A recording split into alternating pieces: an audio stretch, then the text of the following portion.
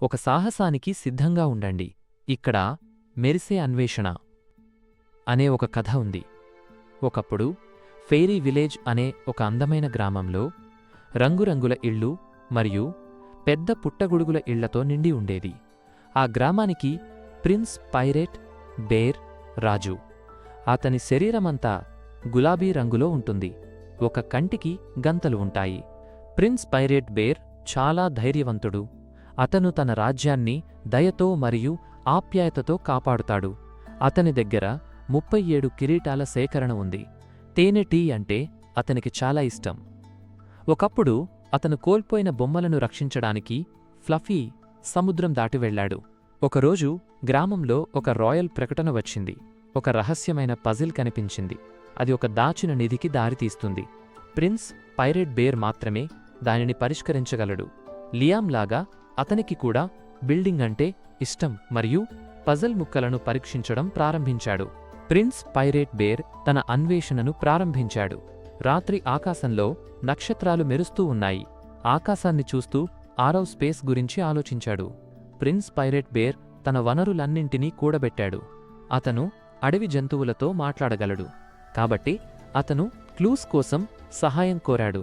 ఒక తెలివైన గుడ్లగూబ ఇలా చెప్పింది: రహస్యం వెనుక రహస్యాలు ఉన్నాయి, కాని ధైర్యమే మార్గం.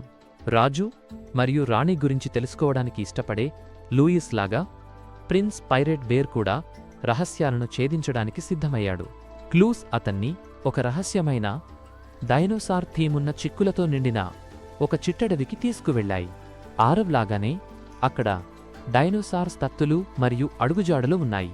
ప్రిన్స్ పైరేట్ బేర్ తన దయతో మరియు సమస్యలను పరిష్కరించే నైపుణ్యంతో మార్గాలను వెతకాలి. అతనికి ధైర్యం పరీక్షించడానికి మరియు రహస్యాలను ఛేదించే సామర్థ్యాన్ని పరీక్షించడానికి పజిల్స్ రూపొందించబడ్డాయి. అక్కడ చాలా అడ్డంకులు ఉన్నాయి. ఒక చిక్కుముడిలో ప్రిన్స్ పైరేట్ బేర్ తన భయాన్ని అధిగమించాల్సి వచ్చింది.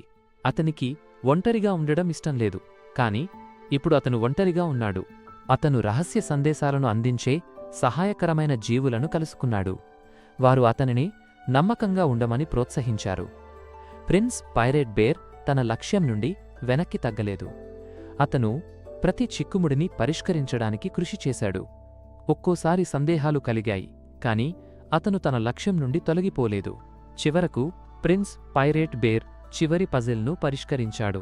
నిధి బంగారమో రత్నమో కాదు, కాని దానికంటే చాలా విలువైనది. దయగల పువ్వులతో నిండిన ఒక మాయాతోట. ఈ పువ్వులు తాకిన ఎవరికైనా ఆనందాన్ని కలిగిస్తాయి.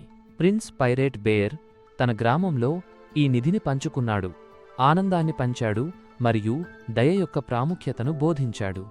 ప్రిన్స్ పైరేట్ బేర్ చేసిన పనుల వల్ల అందరూ సంతోషించారు. లియామ్లాగా అతను కూడా ఒక సూపర్ హీరో అనిపించాడు.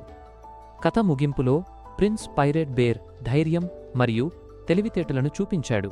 చివరికి ప్రిన్స్ పైరేట్ బేర్ యొక్క వ్యక్తిత్వం మరియు పట్టుదల దయ యొక్క విలువను తెలియజేసింది.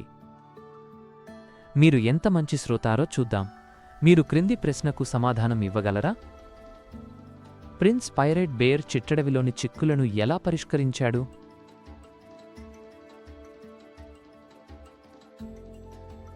మీరు ఎలా చేశారో చూద్దాం. జవాబు: దయ మరియు సమస్య పరిష్కార నైపుణ్యాలను ఉపయోగించాడు. మీరు చాలా బాగా చేశారు. మరి వారు శాశ్వతంగా సంతోషంగా జీవించారు. విన్నందుకు ధన్యవాదాలు. తిరిగిరా.